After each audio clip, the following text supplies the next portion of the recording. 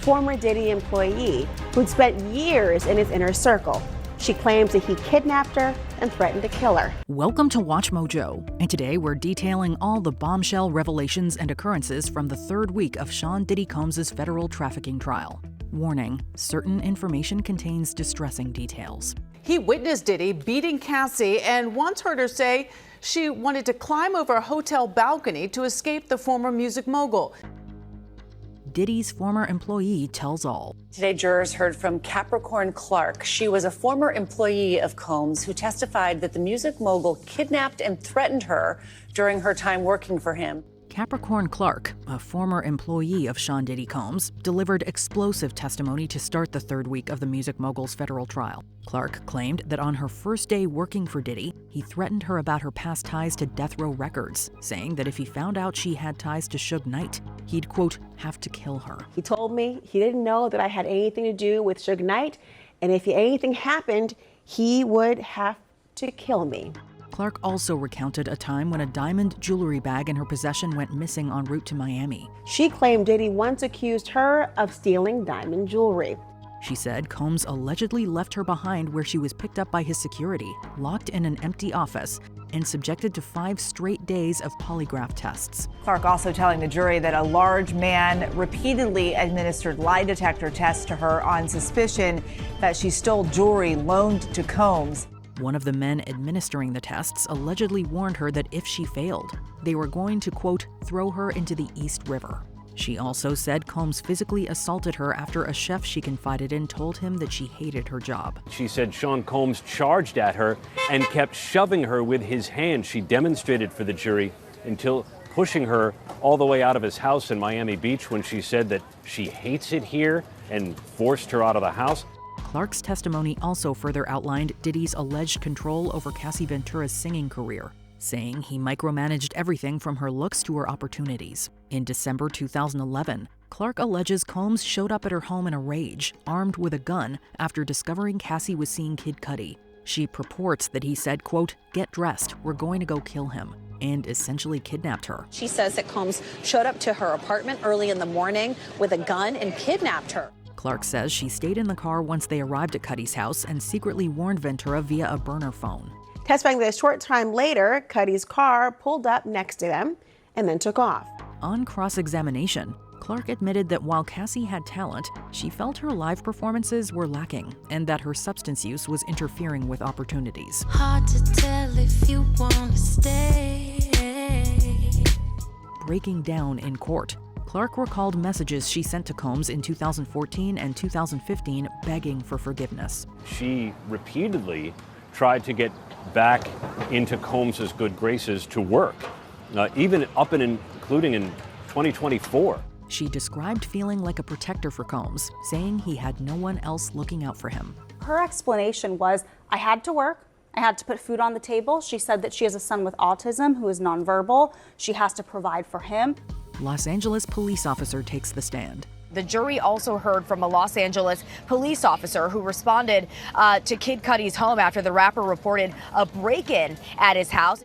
Officer Christopher Ignacio testified that he responded to a potential burglary at Kid Cudi's home on the same day Sean Diddy Combs allegedly broke in. Ignacio said he and his partner arrived to find a black Escalade parked outside. The vehicle sped off uphill as their marked patrol car approached with lights and sirens activated. He did not pursue the SUV, stating that no crime had been confirmed at that point. That when he ran the license plate, it was registered to Sean Combs' company, Bad Boy Productions. Upon entering the unlocked home, Ignacio found no occupants, but observed high-value items left in plain sight. He noted that Cudi appeared, quote, flustered when later interviewed, but did not report a firearm being involved or any property missing. The defense is also using these witnesses in their own right as well, because we've heard different versions of what happened on that event from Capricorn Clark, Kid Cudi, and now this officer, the officer saying he didn't see a car chase. Los Angeles Fire Department arson investigator speaks. This Kid Cudi car fire is a big part of the prosecution's case. LAFD arson investigator Lency Menez testified that he investigated a January 2012 fire involving Kid Cudi's Porsche and observed a cut in the canvas roof and burn damage throughout the vehicle's interior. Jimenez stated that he believed Cudi's Porsche was deliberately targeted. He said somebody had lit it, cut the roof, and dropped it into the front seat. And he said, in his opinion, it was targeted. A burned bottle was found on the front seat, a scorched cloth on the console, and a disposable lighter just outside the driver's side. DNA testing was conducted on the items, but only the bottle yielded a result, a partial female DNA profile, though Jimenez clarified he lacked expertise in DNA analysis and couldn't interpret its significance. Kid Cudi previously testified that he believed Diddy was responsible. Judge denies mistrial. We've just learned the judge has denied a request by the defense for a mistrial to be declared. In a rather dramatic moment, the defense sought a mistrial after accusing the prosecution of misconduct. Combs' legal team accused prosecutors of misconduct over the implication that the music mogul might have destroyed fingerprint evidence. Their accusation stemmed from Lance Jimenez's testimony that fingerprint evidence collected from Kid Cudi's home following the alleged trespassing incident had been destroyed.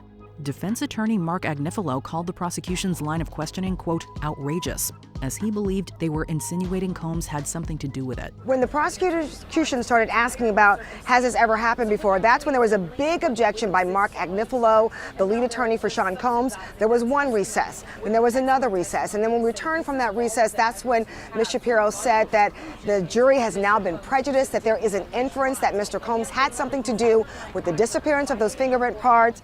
Judge Arun Subramanian denied the motion, instead instructing the jury to disregard any mention of the fingerprint evidence.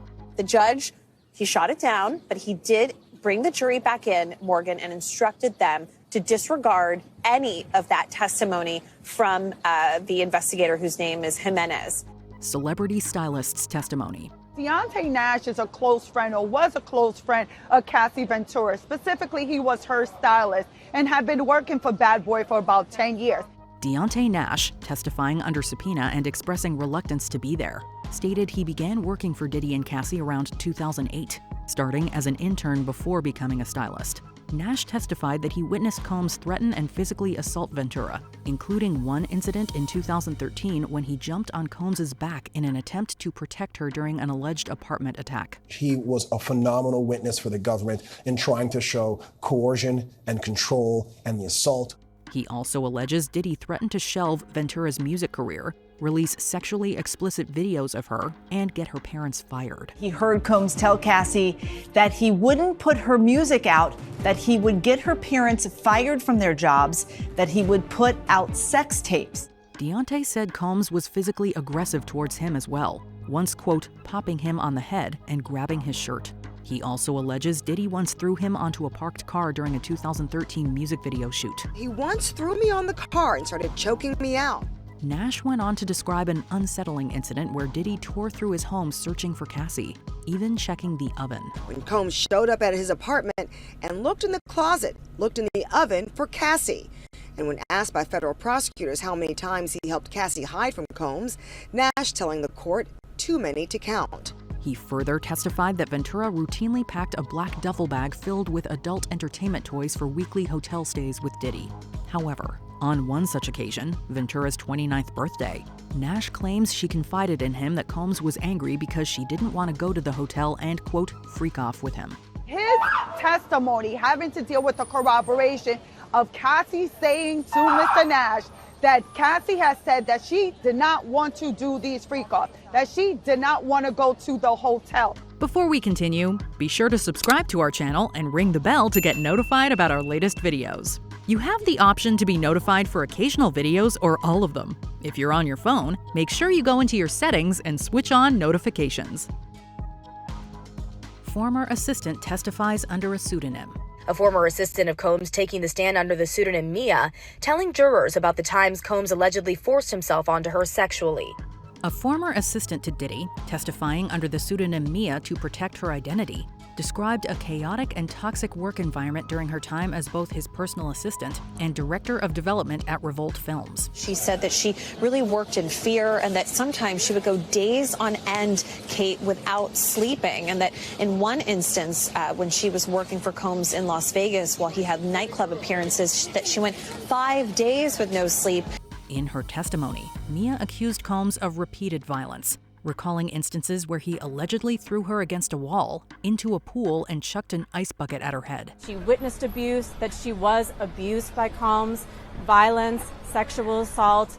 She also alleges that he indecently assaulted her, quote, multiple times, including once after her 40th birthday celebration. Prosecutors allege that Sean Diddy Combs used his power and his money to run a criminal enterprise and coerce women into sex. And they're hoping that witnesses who were once in his inner circle will help prove that. Mia also allegedly witnessed Combs physically abuse his former partner, Cassie Ventura, recounting incidents where he purportedly threw her to the ground, cracked her head open, and once chased her during a 2012 trip to Turks and Caicos, where Ventura allegedly feared for her life. Mia also recounted a story about Combs coming to Ventura's apartment one day. He was very upset. He couldn't reach her. Ultimately, he ended up attacking her and hitting her head on the side of a bed. Mia described seeing Ventura with many visible injuries, adding that she would often hide in hotels until she healed. She testified that Diddy maintained control through fear, secrecy, and the belief that his, quote, authority was above the police. And she said his behavior could be, quote, unpredictable and terrifying. Mia also recalled being responsible for preparing and cleaning hotel rooms for her ex-boss. She says she often found the rooms in disarray, with candle wax, baby oil, and blood of various sorts, ultimately describing the freak-off aftermath as a, quote, nightmare. Combs has pleaded not guilty to all of the charges in the case. Are you following the federal trial against Sean Diddy Combs? What revelation has shocked you the most? Share your thoughts in the comments below. Watching it all, Combs' mother and his 3 sons all arriving at the courthouse this morning for day 12 of the trial.